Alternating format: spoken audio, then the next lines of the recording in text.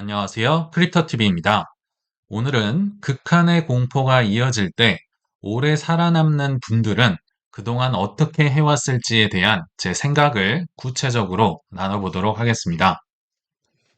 정말 찐 공포 앞에서는요, 바이더딥이라는 말을 아마 거의 듣지 못하실 겁니다. 둘 중에 하나일 텐데요. 얼어붙었거나 욕먹을까봐 말을 하지 못하거나 전 둘 중에 하나라고 봅니다. 그렇지만 우리 구독자님들 중에서는 욕을 먹으셔도 좋으니까 바이더딥을 조금이라도 하신 분들이 좀 많이 나오기를 진심으로 바라보겠습니다. 어제 밤이었는데요. 빅쇼트 영화의 주인공 마이클 버리라는 분 아시죠?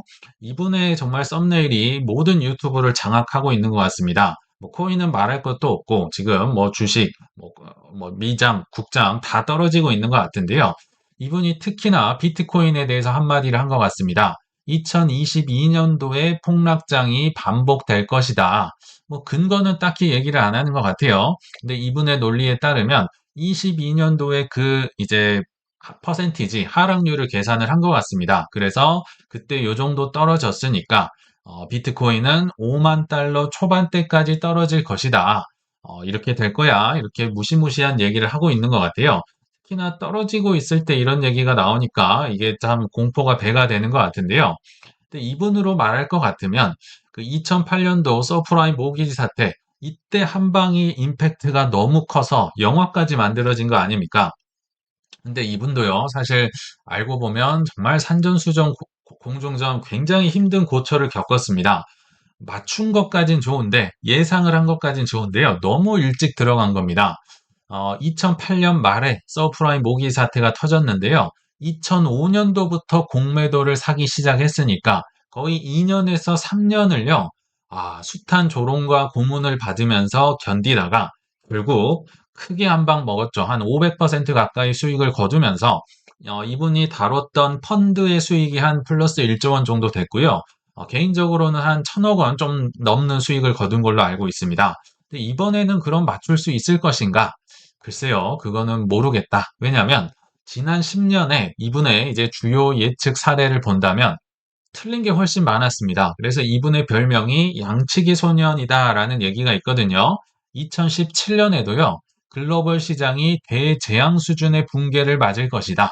17년은 참고로 크립토의 불장이었죠. 그렇지만 역대급 강세장을 기록하면서 체면을 구겼었고요.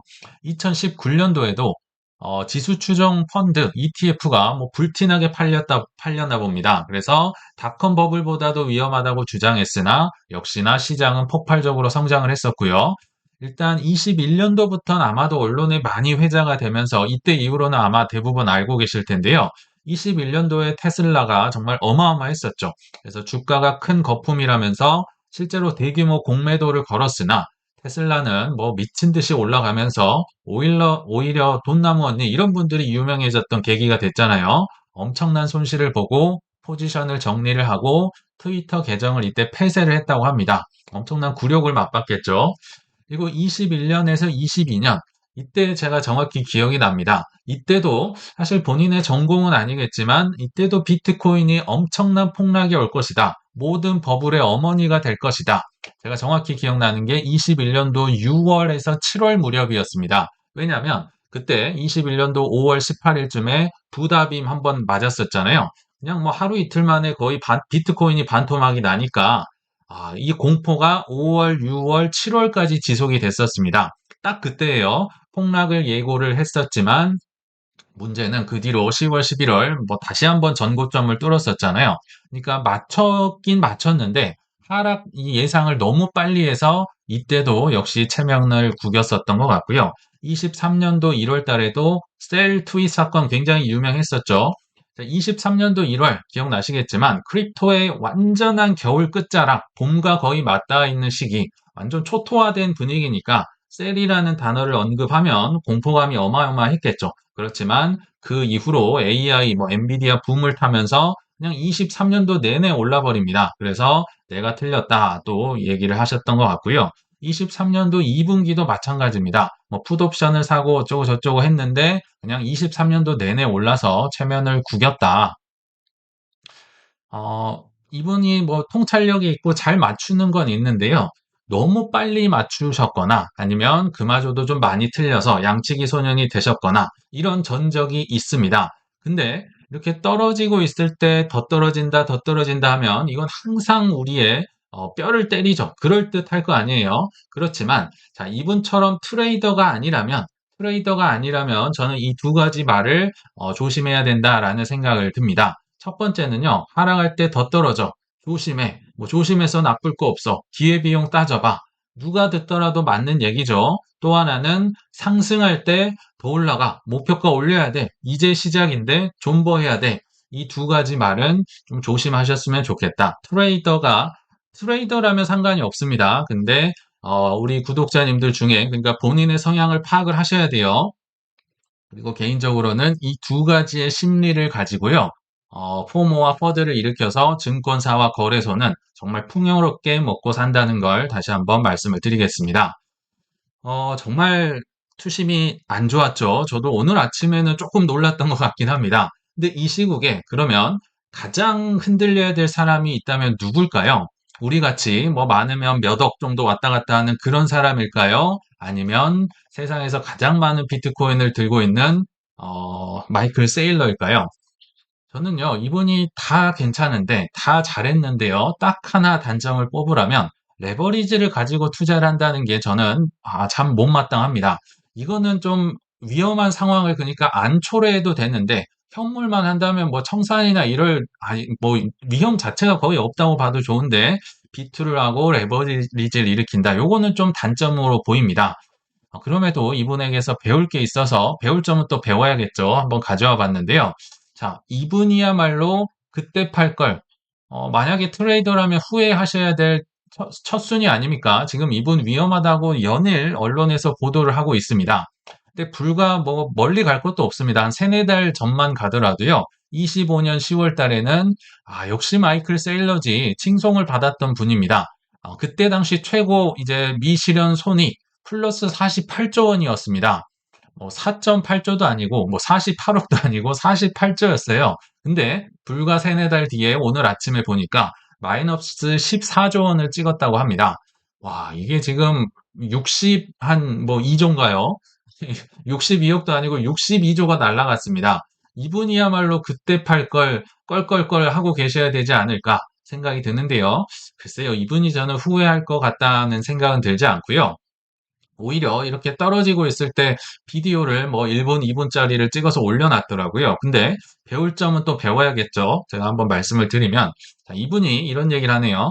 변동성은 신이 당신에게 준 마지막 기회다.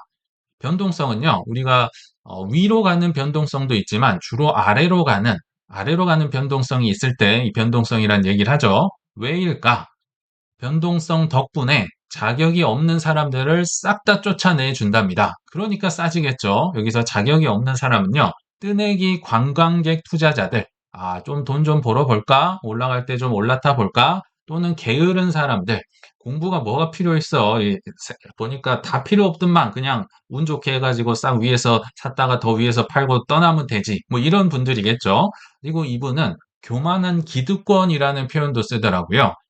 교만한 기득권, 그러니까 부자기 때문에 이런 걸 받아들이지 않는 분들이겠죠. 뭐, 이게 아니어도 잘 먹고 잘 살 수 있으면 굳이 들어오실 필요도 없을 거고, 이분들이 안 들어오기 때문에 이게 싸질 수가 있다는 거죠. 지금 변동성 덕분에요. 그리고 특히나, 돈보다 시간이 많은 젊은이들에게는요, 정말 최고의 자산이다. 싸게 사서 부자가 될 수 있고 모아갈 수 있는 유일한 통로다. 이런 얘기를 해주더라고요. 만약에 반대로 변동성이 없는 자산, 그나마 꼽으라면 강남 아파트가 되지 않을까요? 왜냐하면 옛날에도 비쌌는데 지금도 비싸고 앞으로 더 비싸고 일반 사람들은 이게 뭐 수십억, 백억 가는 걸 살 수가 없잖아요. 변동성이 없기 때문에 부자들이 싹쓸이하고 이게 떨어지질 않아요. 변동성 자체가 없어요. 그냥 조금씩 계속 올라갑니다. 그래서 이런 자산이었다면 이미 부자들이 사서 뭐 우리가 살 수 없는 지경에 이를 것이다. 싼 것에 감사해라. 만약에 비트코인이 이분은 한 20년 보는 것 같은데요. 1,000만 달러까지 갔다면 그때는 기회가 없다. 그래서 꾸준히 모아갈 수 있음에 감사해라. 이런 얘기를 하는데요. 좀 공감이 돼서 말씀을 드렸고요. 제가 충격적인 얘기 하나만 더 드려보겠습니다. 만약에 지금 사셨으면, 오늘 사셨으면 세일러가 평생에 걸쳐서 산 것보다도 훨씬 싸게 살 수 있습니다. 이분이 공개적으로 2020년도 8월부터 이제 스트레티지를 통해서 샀었잖아요. 그 평당가가 한 7만 6천 불 정도 되니까 그 뭡니까? 지금 거의 뭐 20% 넘게 싸게 살 수 있는 슈퍼 세일 구간. 야, 그렇게 유명한 분보다 이제 싸게 살 수 있어서요. 이때 사시면 정말 대단할 것 같고요. 제가 오늘 오전에 댓글을 보니까 드디어 비트코인 한 개를 딱 모았습니다. 샀습니다. 뭐 하면서 뭐 아들을 넘겨주실 계획이다. 이렇게 얘기를 하시는데, 와, 정말 대단하고 좋은, 정말 이 변동성을 기회로 활용하신 분이잖아요. 저는 뭐 한 개까지 못하고 오늘 뭐 0.01개 정도 샀던 것 같습니다. 왜냐하면 세일러보다 싸게 살 수 있는데, 야, 그 9천만 원 무너질 때 그때 기념으로 해서 사고 했는데 아무튼 조금씩이라도 사시는 분들이 계셨기를 바라겠습니다. 근데 이런 얘기를 하면 그래서 뭐 어쨌는데 망했는데 어쩌라고 이렇게 뭐 이제 화를 내시는 분들은 아마도 도움이 안 되실 것 같고요. 이 분들 중에서도 야 그러면 어떻게 저거 비슷하게라도 하지? 고수들은 어떻게 지금 살고 있을까? 어떻게 생존할 수 있을까? 분명히 또 살아남아서 나중에 보란 듯이 나타날 거거든요. 그래서 그런 분들을 어떻게 지금 하고 있을지를 제가 좀 이따 현실적으로 한번 보여드릴 건데요. 근데 저도 그랬습니다. 처음에 로망이 어땠냐면, 쌀 때 모았다가, 뭐 쌀 때는 모을 수 있죠. 근데 고점 타이밍에 시원하게 다 팔고 떠난다. 저도 이렇게 하고 싶었고요. 실제로 생각도 했었고, 노렸습니다. 쌀 때 모으다가 고점에 다 팔고, 이제 뭐 한동안 겨울 오면 쉬었다가 다시 저점에서 비트위더 잡고, 뭐 이렇게 하면 딱 좋을 시나리오 같잖아요. 근데 이걸 하다 보니까, 야, 이게 정말 어렵구나. 정말 드문 경우구나. 그리고 고수들도 이렇게 하지 않는구나를 제가 조금씩 저도 배워갔던 것 같습니다. 어, 이게 아마 뭐 예전 방송이긴 할 텐데, 래리핑크조차도 이런 얘기를 하더라고요. 시장은 계속 올랐다가 떨어질 겁니다. 거품이 왔다가 터졌다가 뭐 왔다가 사라졌다 할 겁니다. 중요한 것은 매 사이클마다 투자를 유지하는 것입니다. 아니 다른 뭐 워런 버핏이라면 알겠는데 이분 입장에서는요. 비트코인이든 이더리움이든 ETF든 샀다 팔았다 하면 돈을 버는 분 사장님이 지금 이런 얘기를 하는 겁니다. 계속 투자를 유지하라고? 뭐, 좀 저점 오면 샀다가 위에 오면 싹 다 돌고 이렇게 하면 누가 봐도 좋을 텐데 그냥 계속해라? 야, 이상하죠? 이분만 이런 게 아니고요. 거의 대부분의 고수들이 투자의 전설들이 이런 얘기를 합니다. 이 얘기도 제가 지금 많이 소개를 해드렸었는데요. 켄 피셔도 투자에서 중요한 것은 시장에 머물고 있는 시간이다. 이 절대적인 시간이 중요하지 시장의 타이밍이 아니다. 뭐 롱숏이라든지 아니면 저점에 와가지고 고점에 팔고 그런 거 하지 말라는 겁니다. 그쵸? 이 얘기가 그 얘기예요. 물론 현명하게 투자를 한다는 전제 하에서 오래오래 머물러야지 타이밍 보고 왔다 갔다 하는 거 그런 거 제발 하지 마세요라는 거예요. 이분만 한 게 아니라 피터 린치는 한술 더 떠서 이런 얘기를 합니다. 하락장을 대비하시거나 예측을 하려다가 잃은 돈이 하락장 자체에서 잃은 돈보다 얼마나 많다고요? 훨씬 많다. 우리 뭐 댓글에서도 보시면 뭐 이때 팔아가지고 이때 정도 올 거니까 저점 이 정도 올 거니까 요때 사야지 뭐 이런 분들 많이 있는 것 같아요. 근데 그런 거 제발 하지 말아라. 하락장 올 거 대비하고 뭐 예측하려다가 잃은 돈이 훨씬 많다. 왜 이런 얘기를 할지 한번 생각을 해보셔야 됩니다. 전설들이 다 이런 얘기를 하고 있죠. 이거의 단점이 뭐냐면요. 1년에서 가장 많이 오를 수 있는 그 시기를 놓칠 가능성이 정말 매우 높다는 겁니다. 아무튼 오래 있으라는 겁니다. 예측을 하지 말고요. 그리고 워런 버핏은 한술 더 뜹니다. 가장 선호하는 보유 기간은 영원이다. 이건 또 무슨 얘기야? 영원이라고? 워런 버핏도 팔잖아요. 사는 게 물론 이제 코카콜라 같은 거는 뭐 50년 넘게 보유를 하고 하지만 이분도 사는 게 있고 파는 게 있는데 이게 도대체 무슨 얘기냐, 영원이라는 게. 저도 처음에는 이해가 안 됐거든요. 근데 살다 보니까, 이게 이 얘기구나, 이 얘기구나. 이 사람도 분명히 사고 팔고 합니다. 무슨 얘기인지를 제가 한번 좀 구체적으로 얘기를 드려보겠습니다. 일단은 잃는 투자 방식과 롱런, 고수들이 살아남는 투자 방식을 비교를 하면 좀 현명하게 이제 현격하게 차이가 날 거라 생각이 드는데요. 잃는 분들의 투자 방식부터 한번 살펴보시죠. 일단 여러 가지 조건이 있습니다. 일단 소액으로 들어오면 잃을 가능성이 높겠다. 왜냐하면 소액이란 말이 무슨 얘기냐면요. 준비가 안 됐다는 뜻입니다. 믿음이 없고 남의 얘기를 듣고 할 테니까 당연히 소액만 가지고 투자를 하겠죠. 물론 이제 막 고점에 포모 와가지고 큰 돈 넣고 이런 거 말고요. 일반적으로는 이 금액의 액수와 믿음이 비례한다. 이렇게 보시면 됩니다. 그리고 알트만 사는 경향이 있고요. 심지어 고점 근처에서 사는 경향이 있습니다. 알트도 저도 좋아하고요. 지금도 많이 갖고 있지만 알트만 사는 거는 롱런과는 조금 거리가 있어요. 그리고 내가 선호하는 타이밍이 있습니다. 이때는 대략 저점, 이때는 대략 고점, 요런 게 있으니까 소액으로 한 방을 노리고 들어오시겠죠. 근데 문제는, 더 큰 문제는 내 기준이 없다는 겁니다. 남에 의해서 결정이 되기 때문에 이게 완전히 치명적인 게 뭐냐면요. 이게 지금 다 연결이 돼 있어요. 내 기준이 아니기 때문에 선호하는 타이밍, 이것도 누가 알려줬을까요? 남이 그렇다고 해서 알려줬겠죠. 그쵸? 그럼 남이 틀리면 완전 망가지는 겁니다. 이 알트코인은 누가 알려줬을까요? 남이 알려줬으니까 알고 있겠죠. 뭐 이게 좋다 하더라. 나도 샀으니까 좋다 하더라. 내 기준이 없으면요. 최악입니다. 정말 어찌할 바를 모르고 해피엔딩으로 끝날 확률이요. 저는 그냥 0%, 1%도 아니라고 생각이 듭니다.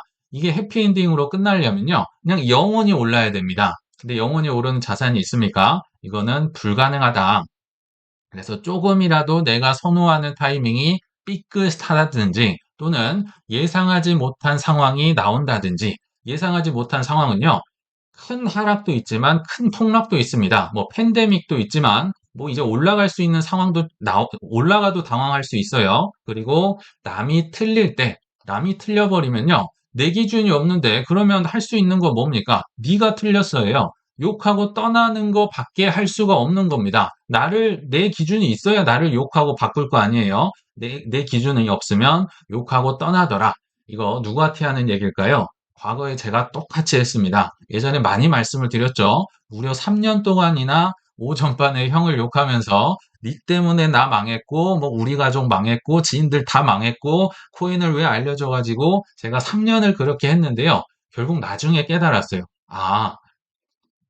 저도 이제 인터넷상으로나 뭐 얘기로만 해서 누가 뭐 성공을 했다 하면 안 믿었을 겁니다. 뭐 코인은 쓰레기 뭐 이랬을 텐데 내 주위에서 저 빼고 다 성공을 했는데 믿을 수밖에 없게 되겠죠. 그래서 이 채널을 만들었다. 아마 오래된 분들은 아실 것 같고요.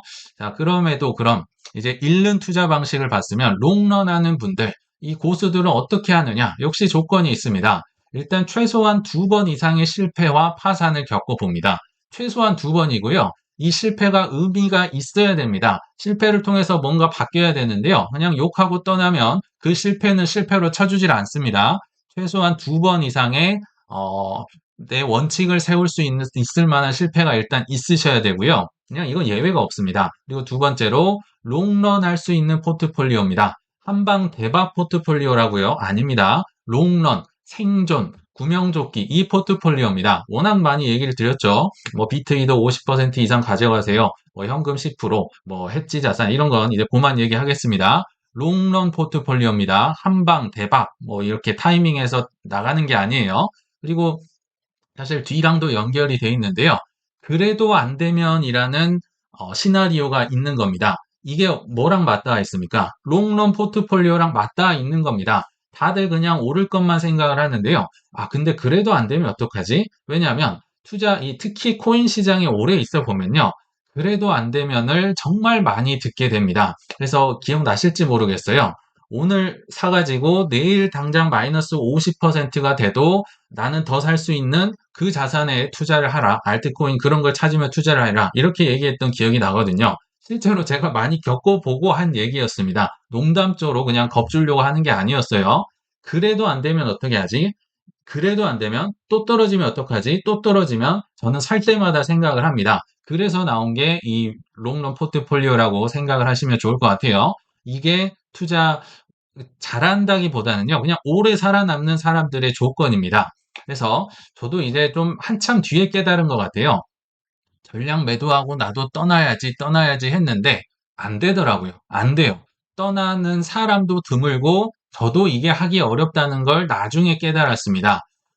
그리고 실제로 투자 고수들도요, 뭐 전량 팔고 떠나고 이런 사람 별로 없더라고요. 생각보다 없습니다. 그냥 계속 시장에 살아남아서 뭐 맞을 거 있으면 뭐 블랙 먼데이 두드려 맞고 뭐 욕 먹고 하면서도 꾸역꾸역 살아남다 보니까 나중에 가서 이제 재산이 많이 불어난 사람들을 많이 보게 되더라고요. 그래서 아, 이게 참 알량한 생각이었구나. 저는 이런 생각이 들더라고요.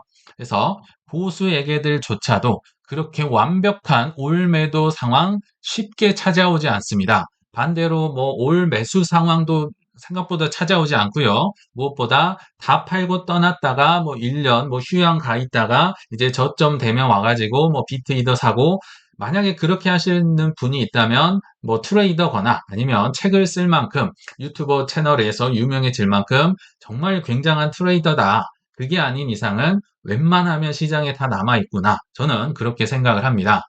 자, 말로 하면 이게 안 와닿으실 것 같아서요. 그러면 현실적인 고수라기보다는 그냥 오래 생존하신 분들, 저 포함입니다. 근데 제가 딱 하는 그런 건 아니고요. 그냥 예를 들어서 이해하기 쉽게 가상의 인물을 만들어서 한번 해볼게요. 과연 어떤 투자를 하고 있을까? 제가 볼 때는요.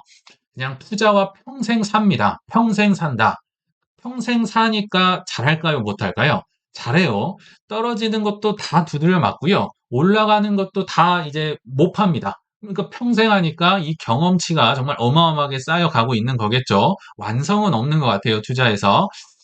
비트코인 말고요. 제가 이더리움으로 한번 가져와 봤습니다. 이더리움 얘기를 많이 드렸기 때문에 뭐 스테이블 코인이라고 놀렸던 게 처음엔 전 이해가 안 됐는데요. 이 보니까 거의 600만 원 근처에서 한 5번, 6번 계속 만났더라고요. 아, 이게 고점에서 뭐 사거나 팔면 이게 스테이블 코인 같이 보이구나. 그러나 밑에서 보면요. 정말 많이 오른 자산이긴 합니다. 아무튼 이걸 가지고 한번 예를 들어 볼게요.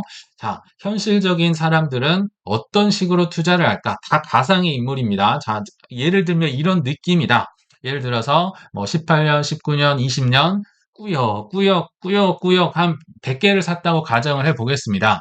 제가 알기로 이더리움이 가장 이제 쌌을 때는 9만 원 살짝 넘었을 텐데요. 9만 원에 산 분들은 거의 없겠죠. 이제 대부분은 한 20만 원에서 30만 원 정도 사면 잘 샀다라고 했던 기억이 납니다. 뭐 물론 더 쌌어요. 이 평균 다 해보면 20만 원 미치겠지만 그냥 30만 원에 한 100개 정도를 뭐한 번에 못 샀겠죠. 거의 뭐 1년, 2년, 3년 뭐 이렇게 예를 들면 오전반에 제 형처럼 이렇게 샀다고 가정을 해보겠습니다. 그래봤자 3천만 원밖에 하지 않아요. 안 왔어요. 뭐 100개 정도를 샀어요. 자, 지금 현실적인 고수라고 하는데 이분이 얼마나 어이없는 실수를 많이 하는지 한번 보시면 좋을 것 같은데요. 자, 30만 원짜리가요. 여기 제가 두 번째 화살표 200만 원이 왔습니다. 우리는 나중에 더 올라가서 600만 원 근처까지 갔다는 걸 알고는 있지만 이때 당시는 몰랐겠죠. 근데 30만 원에 샀는데 200만 원 거의 뭐 10배 가까이 올랐네요. 야, 이만하면 됐지. 최고지. 고점 매도했지 하면서 10개 정도 팔았을 거 아니에요. 충분히 가능한 일입니다. 그쵸? 그래서 100개에서 90개 팔아서 한 3천만 원 있던 게, 야, 뭐 1.8억, 10개 팔았는데도 1.8억이네요. 그래서 10개 가지고도 뭐 즐거운 생활을 했을 수도 있고요.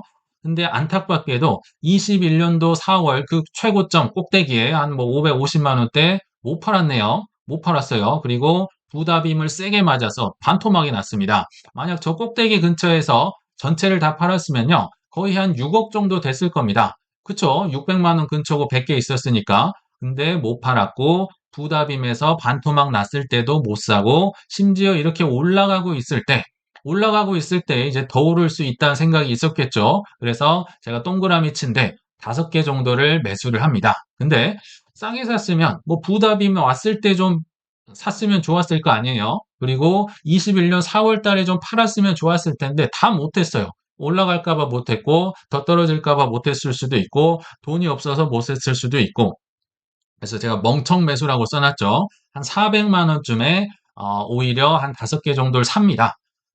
팔아도 모자를 판에 산 거예요. 그래서 90개에서 95개 돼서 한 3.85억 정도가 지금 전 재산이 있네요. 그러니까 멍청 매수를 했는데도 생각보다 돈이 불어났어요. 그리고 21년도 한 9월, 10월쯤 최고점 다 팔고 떠났으면 한 6억 원 정도 따뜻하게 마련해서 크립토 겨울을 기다리면서 비트 이더를 다시 샀으면 좋았을 텐데 왠지 더 올라갈 것 같았고요.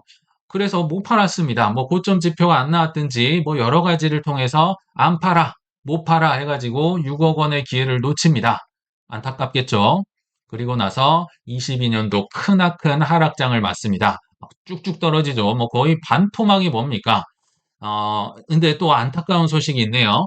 600만 원대도 안 팔았는데 200만 원 정도 오니까 갑자기 뭐 전세를 연장해 줘야 되거나 뭐 자녀들이 결혼을 해야 되거나 뭐 부모님 장례식이 있거나 뭐 아무튼 뭐가 겹쳤습니다. 대학금 뭐 등록금을 내야 되거나 예, 그래서 전세 연장을 해야 돼서 20개를 매도해야 되는 상황이 올 수 있을까요? 없을까요? 충분히 올 수 있습니다. 20개를 매도를 했습니다. 야, 뭐 600만 원, 뭐 400, 500에 팔았으면 좋았을 텐데 200만 원에 팔았어요. 최고점 대비 3분의 1 토막 났네요. 200만 원에서 20개나 팔았네요. 그러면 95개가 75개가 되면서 1.5억으로 전 재산도 떨어지고, 물론 다른 코인도 있겠지만 지금 이더리움 하나로만 예시를 들고 있는 거예요. 야, 6억에 팔고 떠났으면 됐는데 1.5억이라, 와, 4분의 1 토막 났네요. 화 날까요? 안 날까요? 화가 날 수도 있어요. 근데 제가 다시 한번 말씀드리지만 현실적인 제가 많이 본 고수들의 지금 느낌을 계속 얘기를 드리는 겁니다. 이런 사람이 잘하는 거라는 걸 얘기를 드리는 거예요. 그리고 나서 뭐 테라루나도 맞고 FTX도 맞고 험난한 시기를 보냅니다. 그러다가 이제 23년도에 오른다 오른다 오른다 할 때 샀는데 그 뒤로 또 떨어졌네요. 23년 말로 갈수록. 그래서 이때 아무튼 꾸역꾸역 한 10개 정도를 매수를 합니다. 예전처럼 100개를 살 수가 없어요. 왜냐면 아니 이더리움이 많이 올랐기 때문에. 그래서 한 150만 원 정도에 한 10개 정도를 샀다고 가정을 해 보겠습니다.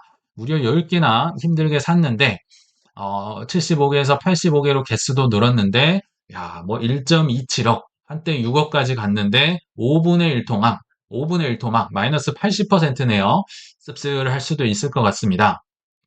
그리고 나서 뭐 트럼프가 당선이 되고 뭐 비트코인 ETF가 와서 또 즐거운 시기가 왔어요. 그래서 뭐 소고기를 뭐 이때 한 500만 원쯤에 한 2개 정도 사 먹고 나중에 또 뭐 이게 뭐 거의 스테이블 코인처럼 올라오잖아요. 물론 600만 원, 뭐 650만 원, 680만 원까지 갔던 걸로 알고 있는데 톱니가 춤추고 했을 때 팔았으면 좋았을 텐데 그때 못 팔았습니다. 그냥 적당히 올랐을 때 팔아서 2개, 3개 팔아서 한 500만 원쯤에 한 5개를 팔았다고 가정을 해보겠습니다. 그럼 85개에서 80개가 됐고요.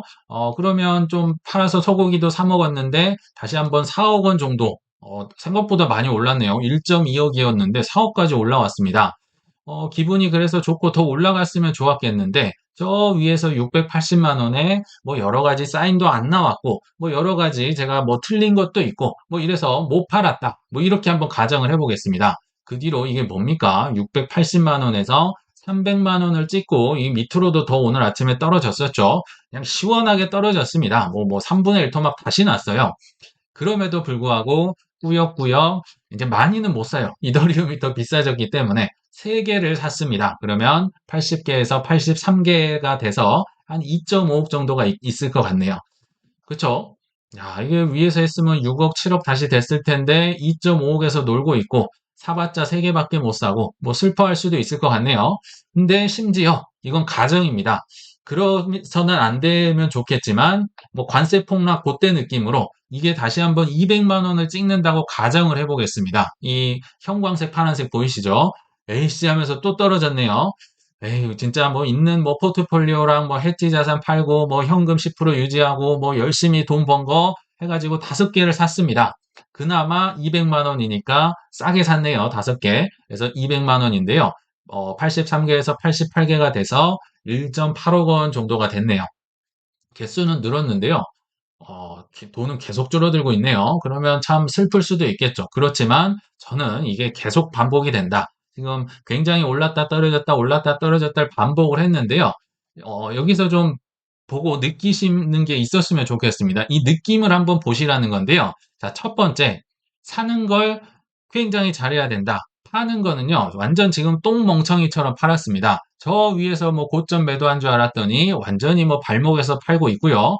뭐 정말 어이없는 매도, 막 전세감 매도도 있고 막 하는데 사는 걸 잘했더니 대충 팔아도 됩니다. 누가 뭐 욕하고 조롱해도 상관없다. 왜냐면 잘 샀으니까. 사는 걸 잘해야 된다가 그만큼 중요하다. 그리고 핵심의 두 번째는요.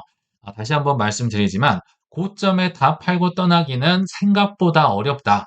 대신에 개수만 변화하고 있죠. 비중만 조절이 되고 있죠. 그럼 어떤 뭐 평생 이걸 비결이 있어야 될 거 아니에요. 뭐 오를 때는 조금 뭐 팔아둔다든지 떨어졌을 때는 뭐 살 수 있는 뭔가 비결이 있고 핵심 포트폴리오가 있어야 되는데 그게 제가 정말 한 7번째 얘기 드렸던 저의 비결입니다. 비트위더는 50% 이상 가져가세요. 왜냐하면 코인이 상장 폐지가 되면 안 될 거 아니에요. 일단 사라지지 않을 것을 개수를 많이 늘려가고 있는 게 여러모로 중요하다. 올랐을 때는 덜 먹는데요. 살 수가 있다.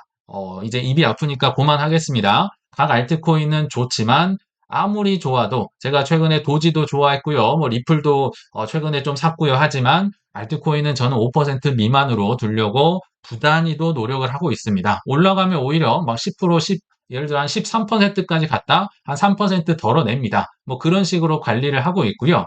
현금은 한 10% 정도 유지를 하려고 노력하고 있고, 뭐 해지 자산도 뭐 여러 가지 뭐 삼성전자의 뭐네 얘기를 많이 드렸던 것 같아요.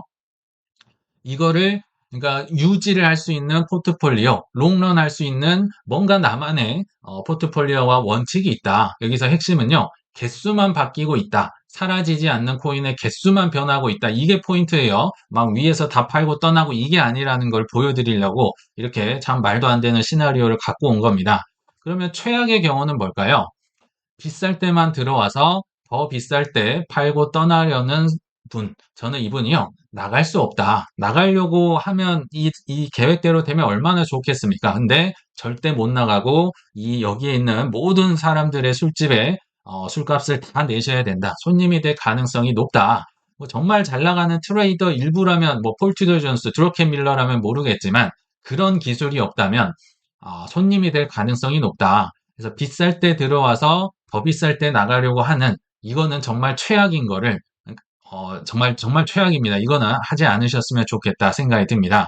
그래서 오늘의 결론은요. 흉년이나 풍년이나 장을 떠나지 않는 지혜가 필요하다. 문제는 근데 흉년이겠죠. 그래서 문제는 이 예상치 못한 흉년을 잘 보내기 위해서는요. 결국 수많은 시행착오를 통해서 셋 중에 하나인 것 같습니다.